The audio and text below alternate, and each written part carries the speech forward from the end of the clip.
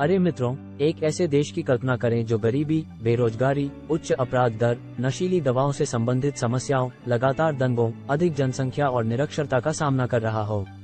क्या आप ऐसे देश की भयावह स्थिति की कल्पना कर सकते हैं? खैर, यह 1965 में सिंगापुर की वास्तविकता थी।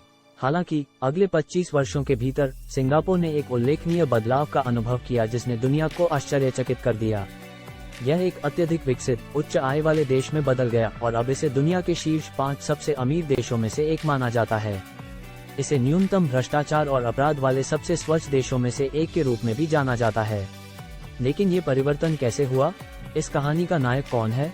आइए इस वीडियो में सिंगापुर की जादुई कहानी के बारे में गहराई से जानें। एक छोटा सा देश है।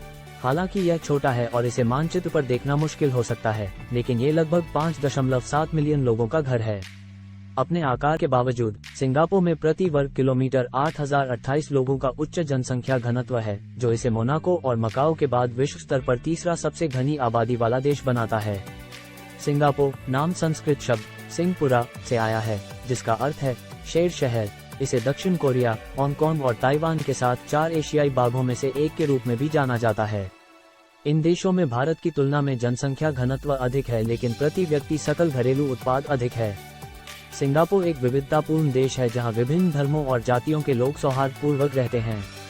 अधिकांश आबादी चीनी जातीयता की है, उसके बाद मलय और भारतीय हैं। सिंगापुर वासी विविधता में एकता को भी अपनाते हैं, जो हमेशा सिंगापुर ने मलय, थाई, भारतीय, अरब, जापानी और चीनी व्यापारियों सहित विभिन्न देशों के लिए एक व्यापारिक केंद्र के रूप में कार्य किया है। इसे पुर्तगाली, डच और ब्रिटिश जैसी विभिन्न शक्तियों द्वारा उपनिवेशित किया गया था। 1819 में सिंगापुर को ब्रिटिश ईस्ट इंडिया कंपनी ने खरीद लिया और यह एक स्वतंत्र बंदरगाह बन गया, जिसने व्यापार के लिए कई जहाजों को आकर्षित किया। हालांकि सिंगापुर को अपनी चुनौतियों का सामना करना पड़ा। ब्रिटिश शासन के दौरान अफीम की लत बड़े पैमाने पर बढ़ गई, जिससे अपराध दर और सामाजिक समस्याएं बढ़ गईं। द्वितीय विश्व युद्ध ने और अधिक तबाही मचाई क्योंकि जापानियों ने सिंगापुर पर आक्रमण किया और 350 वर्षों तक उस पर शासन किया। इस अवधि के दौरान सिंगापुर को दिल दहला देने वाली हत्याओं, यातना, जबरन श्रम और व्यापक गरीबी का सामना करना पड़ा। द्वितीय विश्व युद्ध के बाद सिंगापुर फिर से ब्रिटिश नियंत्रण में आ गया और बुनियादी सेवाओं को बहाल करने और देश को स्थिर करने के प्रयास किए गए। 1948 में पहला चुनाव हुआ और स्वशासन की दिशा में कदम पार्टी PAP के नेता ली कुआन यू सिंगापुर के पहले प्रधानमंत्री बने। प्रारंभ में ली कुआन यू का मानना था कि अस्तित्व के लिए सिंगापुर को मलेशिया का हिस्सा होना चाहिए। हालांकि मलेशियाई सरकार के साथ संघर्ष और सांप्रदायिक तनाव के कारण सिंगापुर 1965 में मलेशिया से अलग हो गया और एक स्वतंत्र देश बन गया।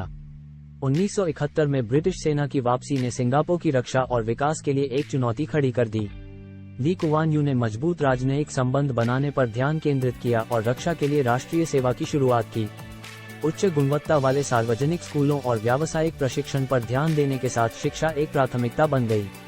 विविध आबादी के बीच एकता को बढ़ावा देने के लिए ली कुआन यू ने एक जातीय एकीकरण नीति लागू की। इस नीति का उद्देश्य ये सुनिश्चित करना था कि विभिन्न जातियां सार्वजनिक आवास में एक साथ रहें। सामाजिक संपर्क और सद्भाव को बढ़ावा और शिक्षा और एकता पर ध्यान देने के माध्यम से सिंगापुर ने उल्लेखनीय आर्थिक और सामाजिक प्रगति हासिल की। ली कुआन यू की दूरदर्शिता और समर्पण ने सिंगापुर को एक संघर्षरत राष्ट्र से एक अत्यधिक विकसित, समृद्ध और सामंजस्यपूर्ण देश में बदलने में महत्वपूर्ण भूमिका निभाई।